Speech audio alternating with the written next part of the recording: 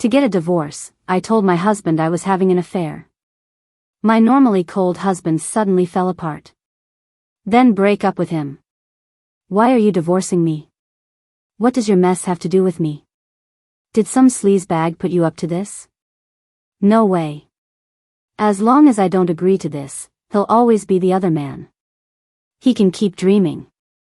Wait, wasn't this supposed to be a marriage of convenience? My marriage to Evan was a business arrangement, pure and simple. On our first day as a married couple, I laid it all out for him. Don't worry, I won't get any funny ideas.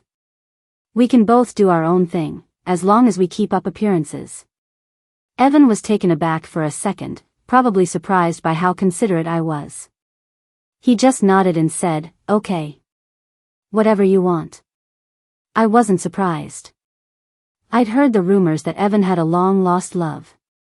Who she was, where she was, what she was doing now, I couldn't have cared less. As long as he didn't parade her in front of me, I could live with it, especially considering the kind of money I now had access to. So, my married life with Evan was unremarkable. We lived under the same roof, and our daily conversations consisted of good morning, good afternoon, and good evening. And I was the one saying it most of the time. Evan would just nod and give a little Sometimes, when he felt particularly guilty, he'd add a line or two, like, "It's supposed to rain today. I'll have the driver pick you up tonight, or are you going to the usual spot today?" The usual spot was where my friends and I hung out. Evan had been there once. My friends had teased him. Getting a minute of Evan's time used to be impossible. I can't believe he's actually having afternoon tea with his wife. Evan, who wasn't used to being teased, stammered a bit. "Emily is my wife. It's my duty to be with her." But he didn't stay long. He took a call and said he had an urgent work matter to attend to. He looked apologetic, but I knew what was up. Time for a rendezvous with his real girlfriend, right? I waved him off generously. "Go on, you're busy. Work is more important." Before he left, Evan not only paid our bill but also covered all my friends' shopping sprees for the rest of the afternoon. After he was gone, my friends started grilling me. "So, Emily, is Evan this cold in bed, too?" I was sipping my juice and nearly spit it all out. How was I supposed to tell them that Evan and I had never, done it? He was always busy with work, and when he came home, he'd lock himself in his study. By the time he was done, I was fast asleep. I had to just brush it off. But my friends shook their heads. "Emily, a man who's all looks and no action is a problem. It's a business marriage anyway. Everyone in our circle fools around. I bet Evan has someone on the side. Want me to call a few cute guys for you? You're rich and gorgeous. You can't let yourself be trapped on a mountain of ice. You're young. You should be having fun." One thing led to another, and I started to feel tempted. My friends were women of action. That night, they lined up 8 male models for me. All of them were a sea of broad shoulders, long legs, and washboard abs. Each one was handsome in his own way. I pointed to one with a mole near the corner of his eye. "You." The others left, disappointed. The one I picked, whose name was Leo, stepped forward and knelt before me. He took a sip of wine from a glass and, holding my face, leaned in to kiss me. The moment I saw my reflection in his eyes, a flash of Evan's face crossed my mind. I snapped back to reality and pushed him away. "Never mind. You can go, too." I went home, my mind a complete mess.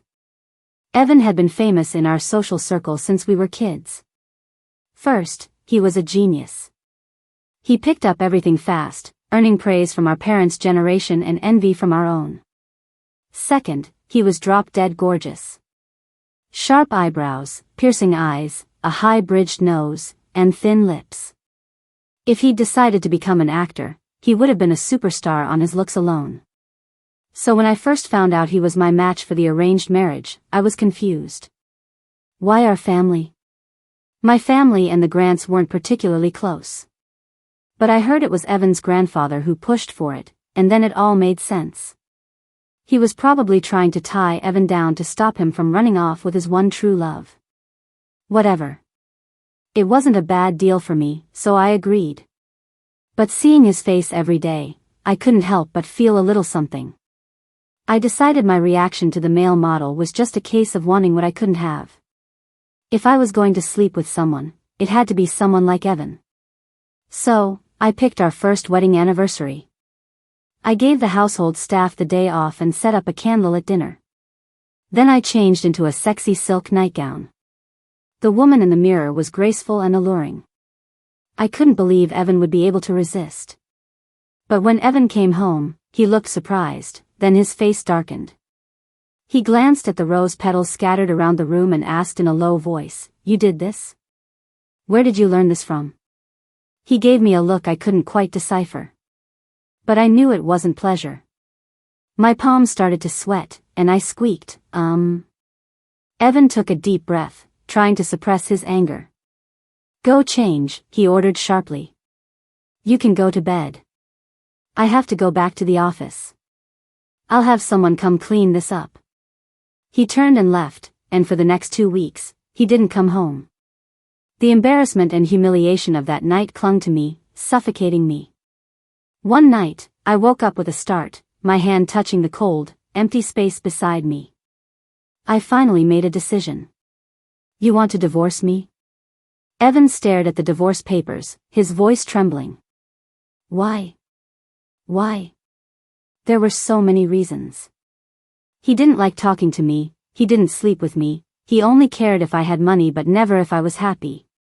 Most importantly, I knew that if this continued, would fall for him completely.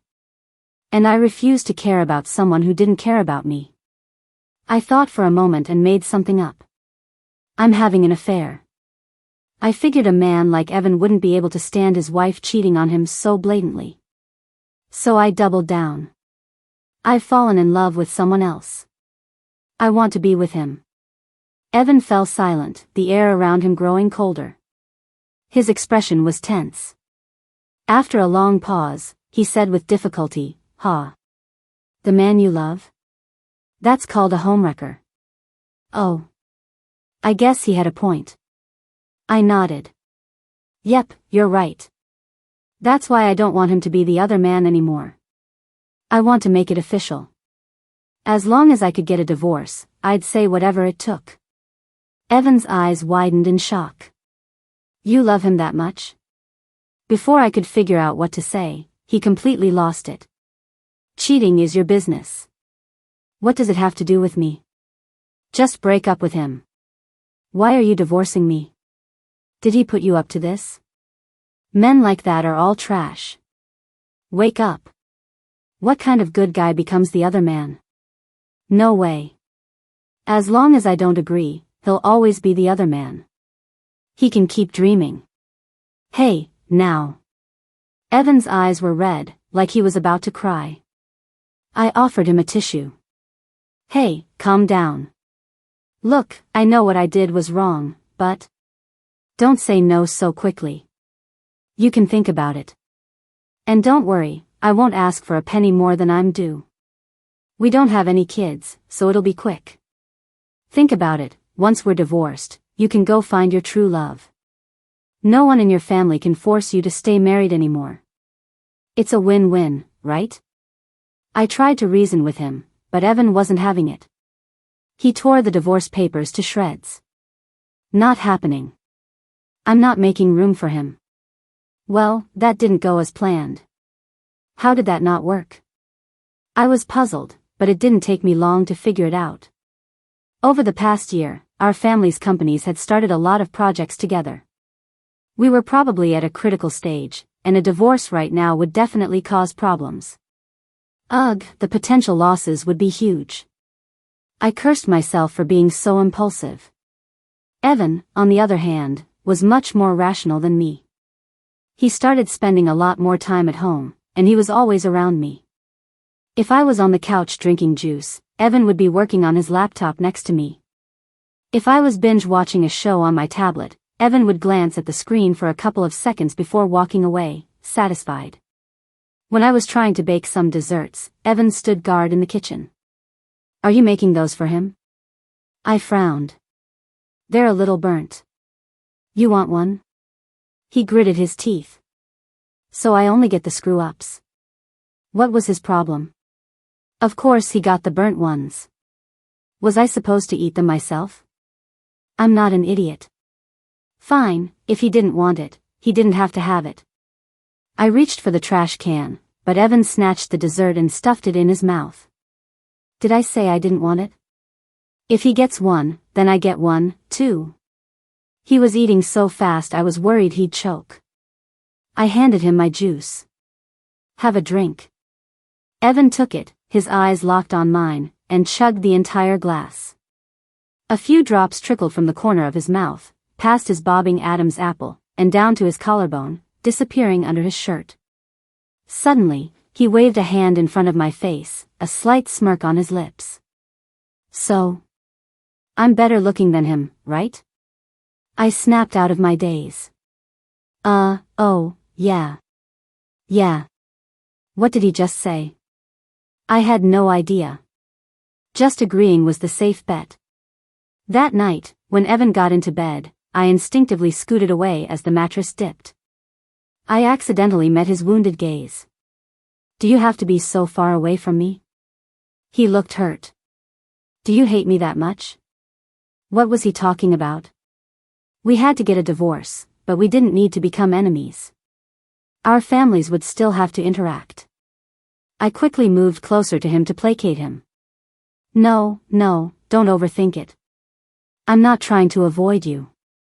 After the lights went out, I held my breath in the darkness, only to realize the person next to me was doing the same.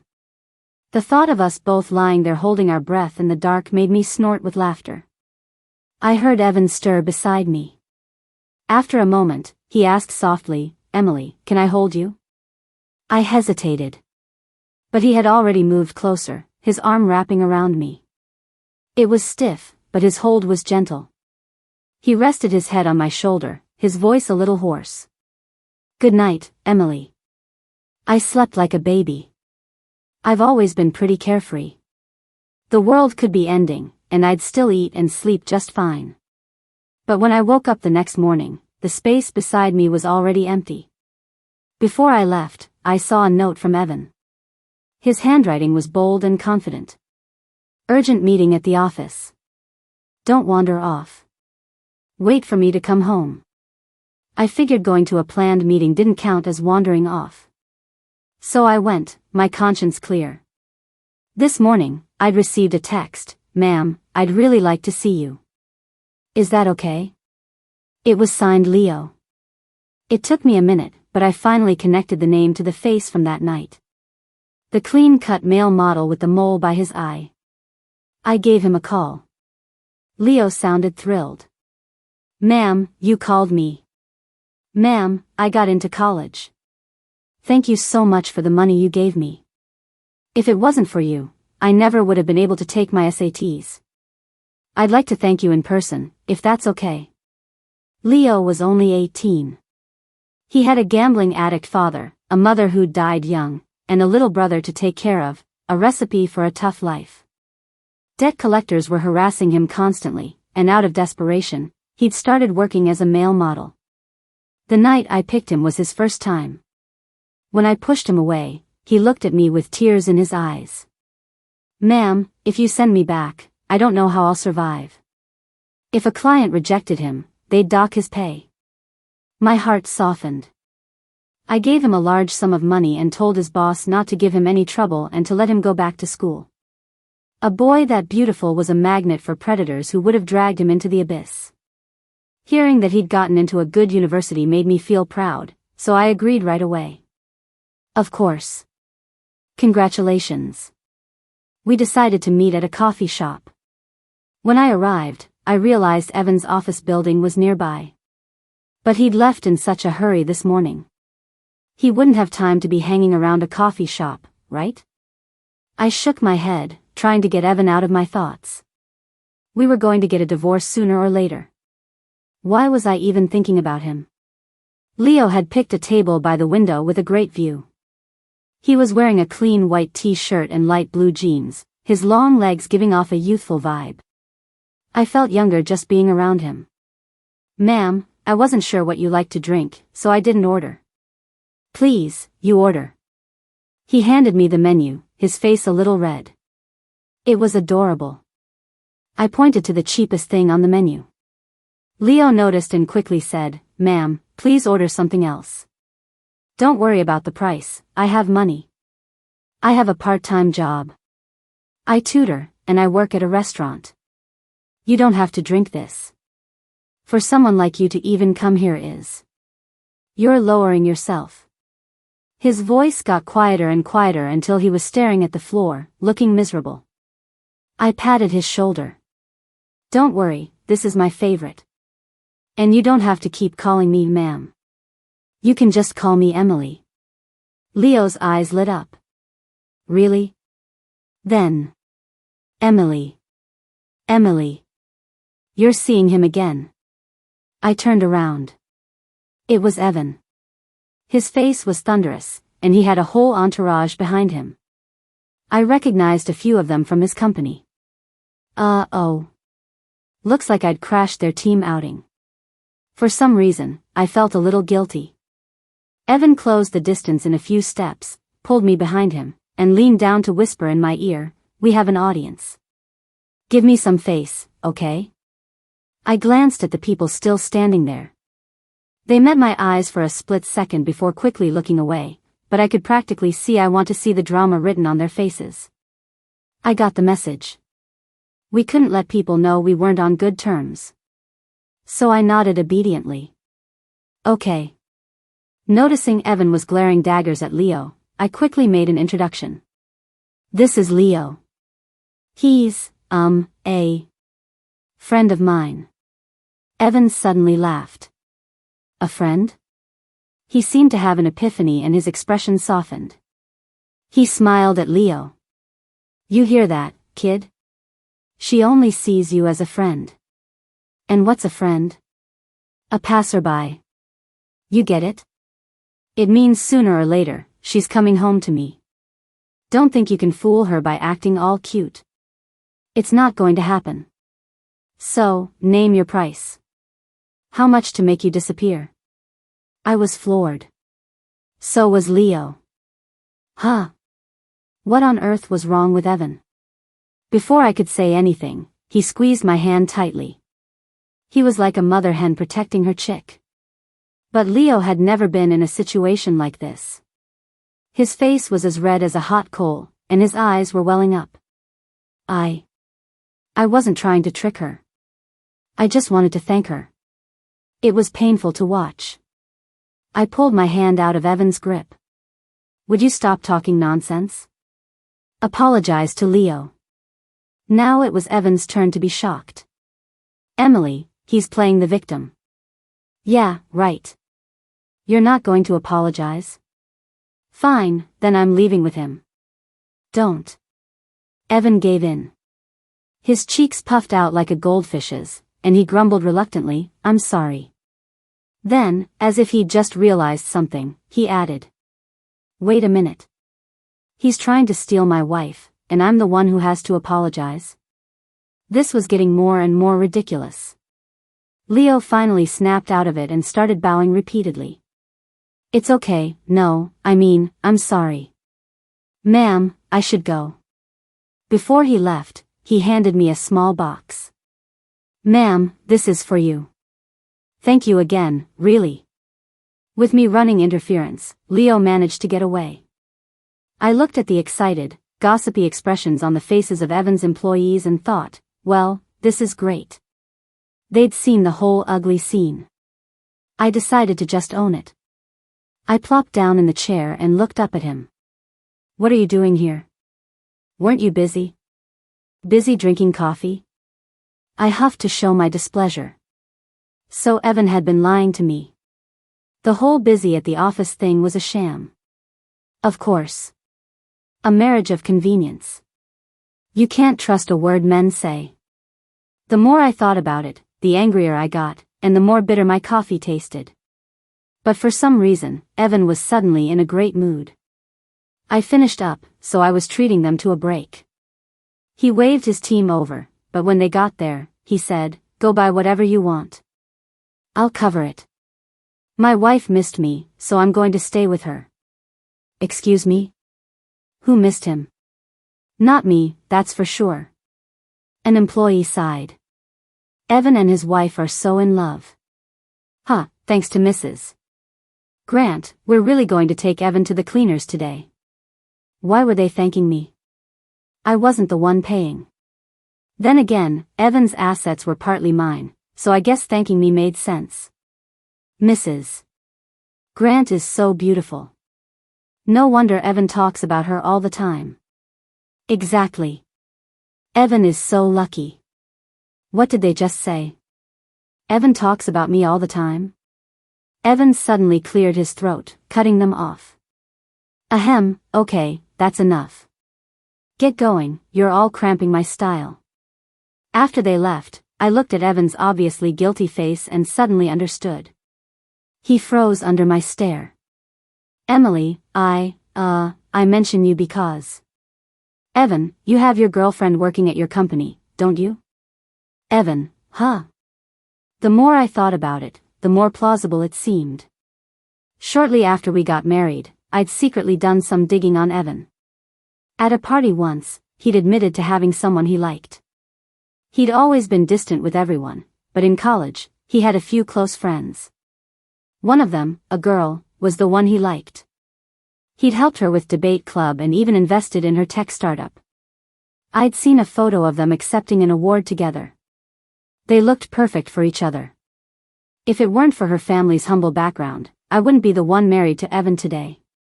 Any romantic notions I'd had about him instantly vanished.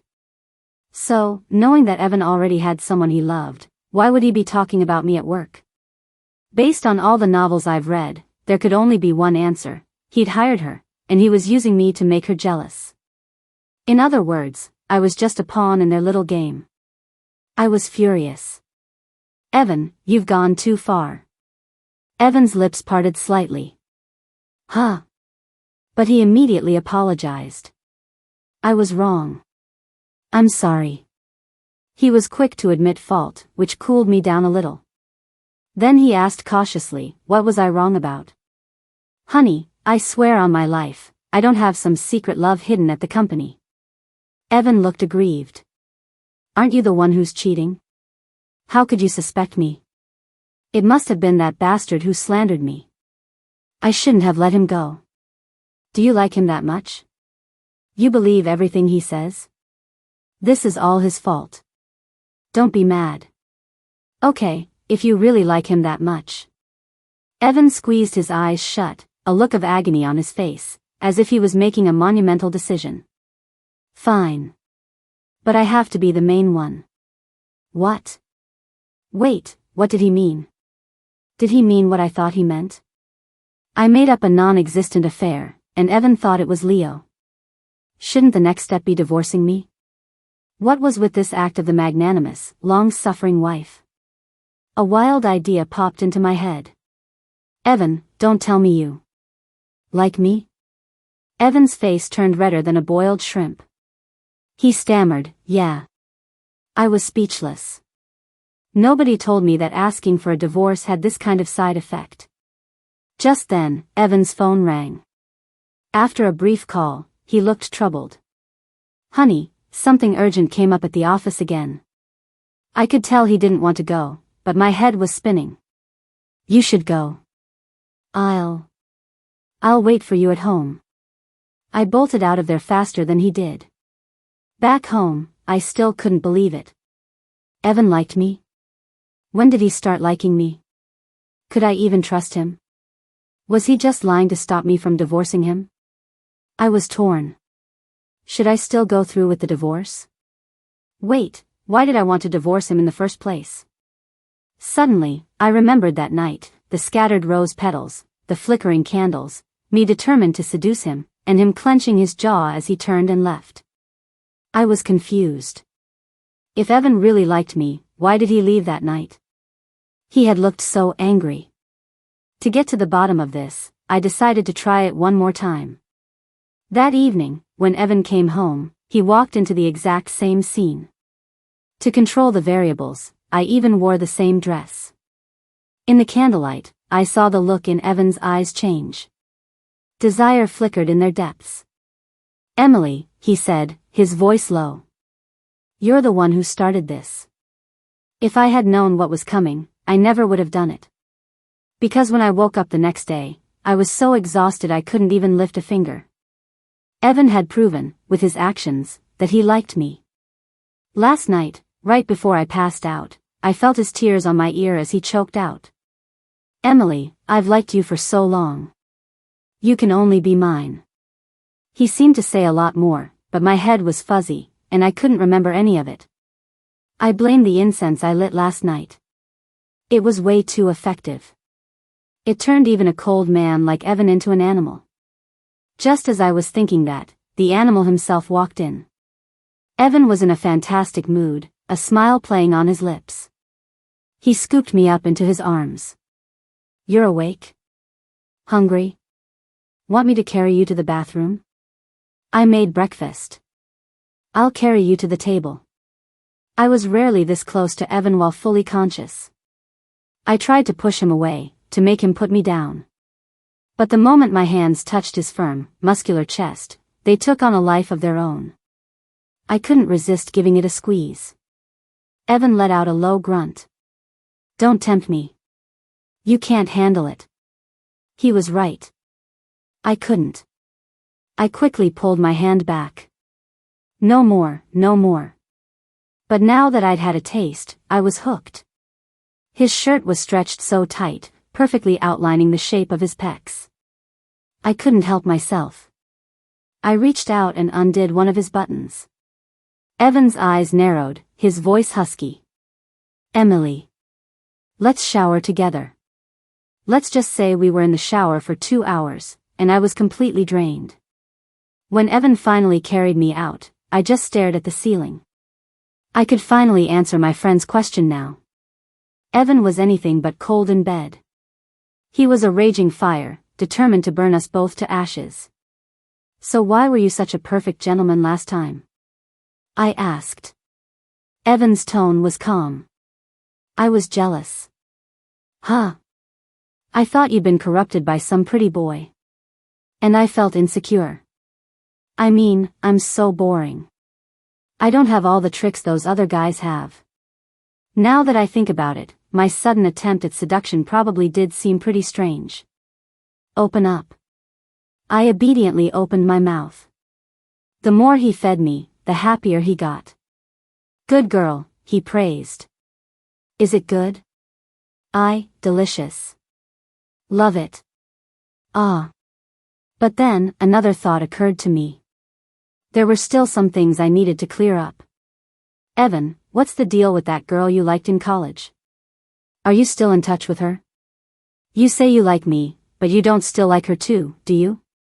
My guard went up. The sex might have been great, but that wasn't enough.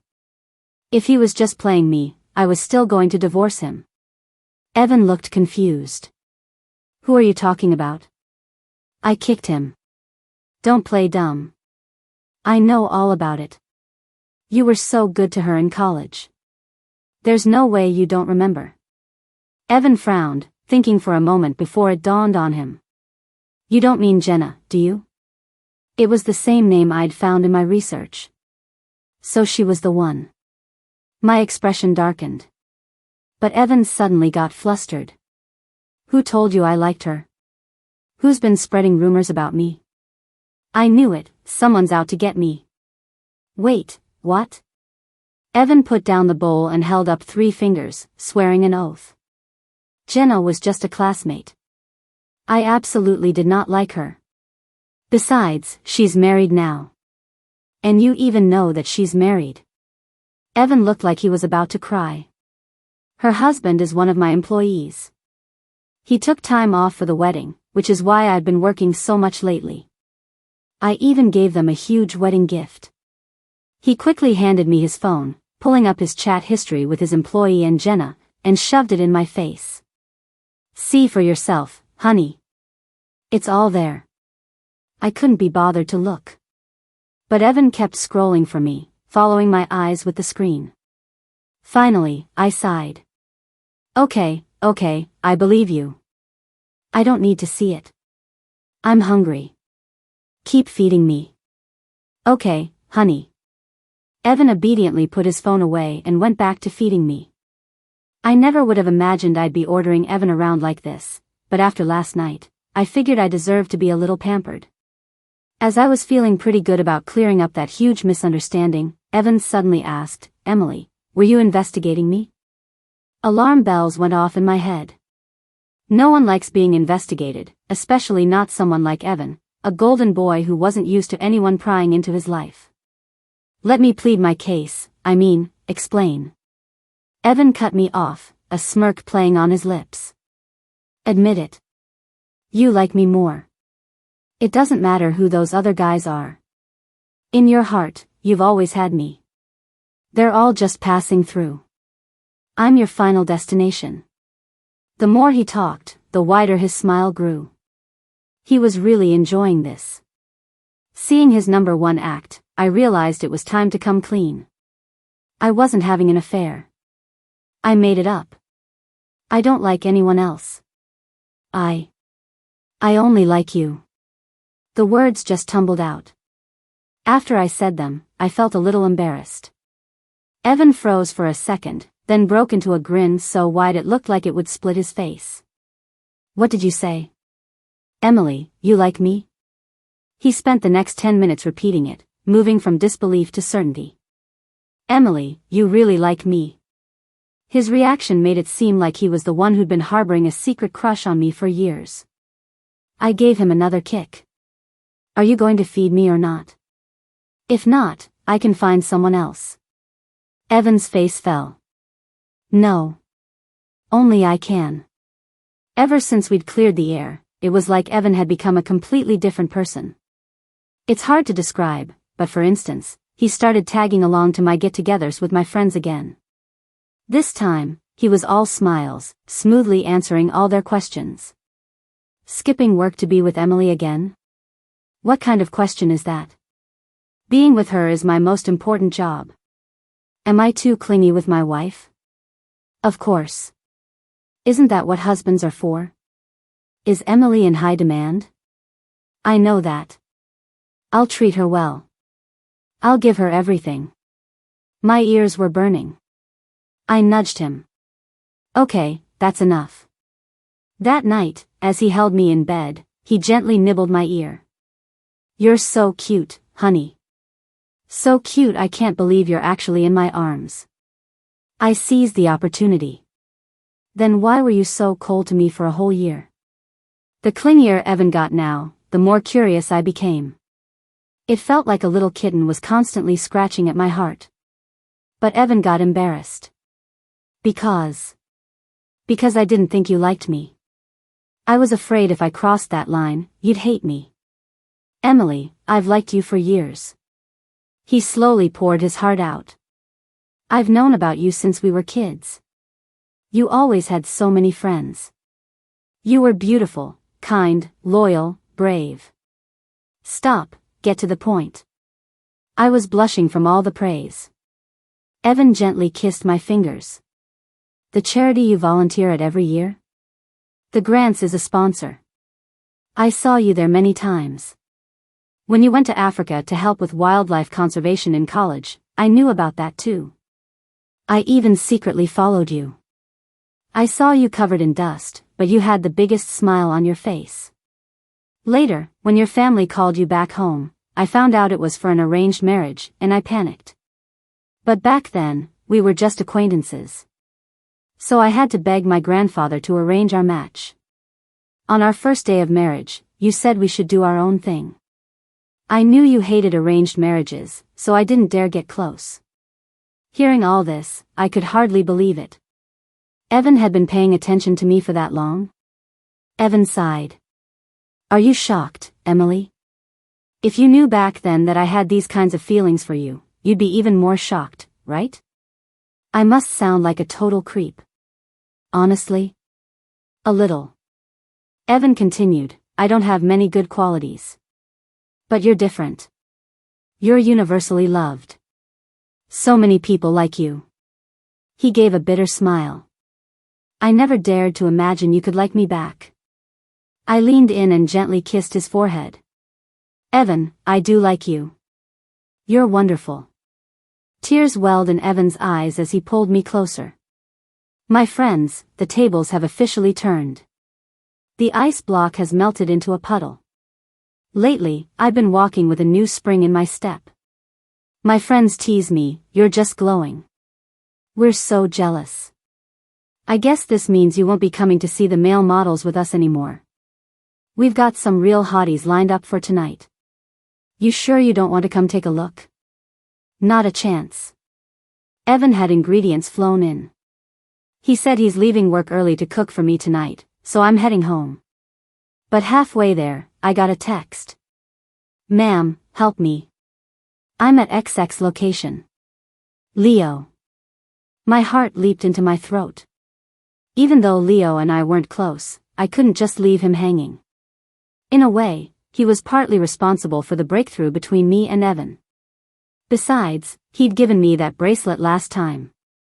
It might have been the cheapest thing in my jewelry box, but for Leo, it was a fortune. I immediately drove to the address he sent, texting Evan on the way, at XX location. Something came up. We'll be home a little late. I didn't mention Leo, afraid Evan would get the wrong idea. One of Evan's good qualities is that he doesn't pry.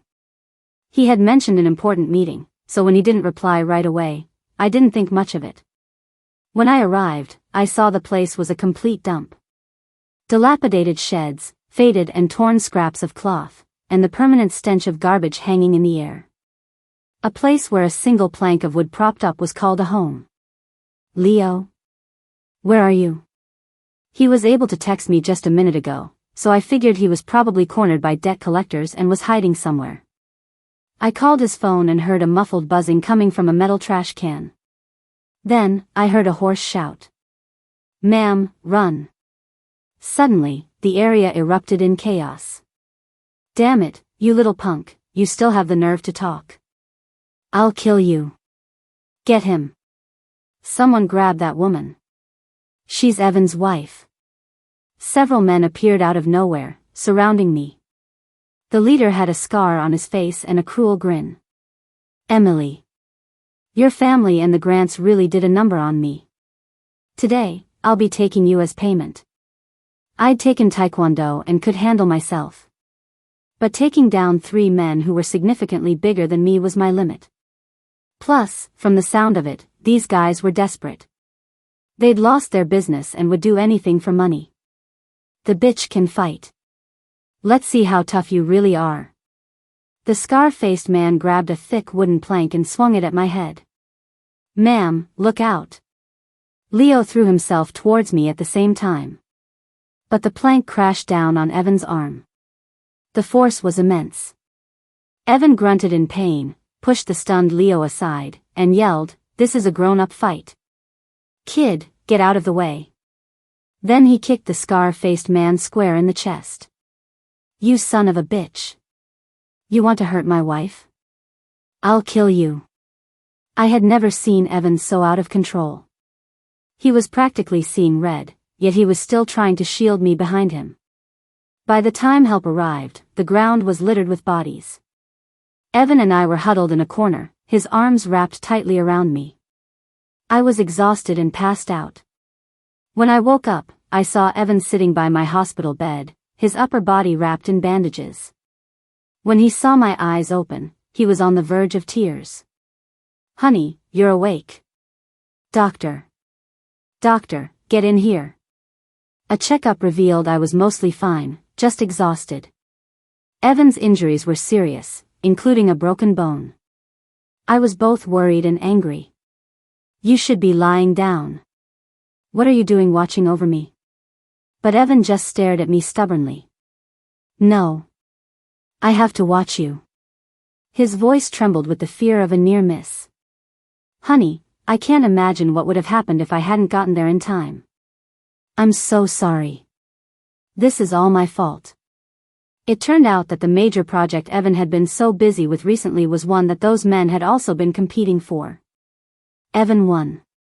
It was normal business, but those men had leveraged everything on that project. When it failed, their company went bankrupt, leaving them with massive debts and turning them into desperate criminals. They found out I had a connection with Leo, so they kidnapped him and used his phone to lure me there. They planned to hold me for ransom. Too bad for them. They'll be spending the rest of their lives behind bars. Thinking of that, I asked, "Where's Leo?" In my last memory, I think Leo got hit, too. Evan's voice turned sour. You're still thinking about him. Don't worry, he's fine. He got dragged into our mess, so I'll take care of him. And even though I can tell that kid has a thing for you, I'm not going to hold it against him. After all, you said you only like me. I got flustered and quickly cut him off. What thing? Don't say that. There's nothing between us. Just then, a figure appeared in the doorway. It was Leo, looking awkward. Ma'am, the door was open. I just wanted to see how you were. Ugh, you really can't talk about people behind their backs. Leo looked like he'd just been pulled out of a garbage dump. He was listless, and the first words out of his mouth were "I'm sorry." He bowed his head. Ma'am, I'm so sorry. It's all my fault you got hurt. If I had just run faster, they wouldn't have caught me. I'm sorry. You helped me so much, and I still ended up getting you hurt. He was about to cry. I wanted to comfort him but didn't know what to say, so I just said lamely, "Don't be like that. It's not your fault." Evan suddenly cut in. Hey, that's enough. Don't flatter yourself. My wife getting hurt has nothing to do with you. You were just collateral damage. If it had been anyone else, my wife would have gone to help them, too. And stop crying. You're going to make my wife comfort you. Leo was stunned. I took the opportunity to make things clear. Leo, you really don't need to blame yourself. And that money I gave you was nothing. Honestly, I donate more than that to charity every year, so you don't need to treat me like your savior. The best way you can repay me is to just live your life well, okay? Leo glanced at Evan, then at me, his eyes downcast. I understand, ma'am. Seeing him looking so pitiful and injured himself, I felt bad and told him to go home and rest. After we finally got rid of Leo, Evan suddenly collapsed onto me. The sudden weight caught me off guard. I was about to call for a doctor when I saw Evan shift his head slightly, muttering to himself, "Don't want to hurt my wife." He didn't sound like he was in trouble. I tapped his head. What are you doing? Playing possum? Evan's voice was muffled. I've discovered you have a soft spot for the damsel in distress act. I'm just fighting fire with fire. Get up, you shameless man. But Evan was stuck to me like glue. Nope, not getting up. Ow, my wound really hurts. I couldn't tell if he was serious, but I was still worried. Stop fooling around. Where does it hurt? Let me see. No, let the doctor see. I reached for the call button, but Evan caught my wrist. He leaned in and pressed a kiss to my forehead. I don't need a doctor. Just let me kiss it better. Liar. It was way more than one kiss. Just when I was about to run out of air, Evan finally let me go, looking thoroughly pleased. Honey, I just remembered something. What? Since I'm injured anyway, I have a perfect excuse to take time off work. Let's go on our honeymoon. Come to think of it, since we started our marriage of convenience as practically strangers, a honeymoon had never even crossed my mind. Okay. Where should we go? My mind was already racing with potential destinations, but Evan just leaned in and kissed me again. Anywhere is fine. I'll follow you. We're going to make up for the whole year we missed.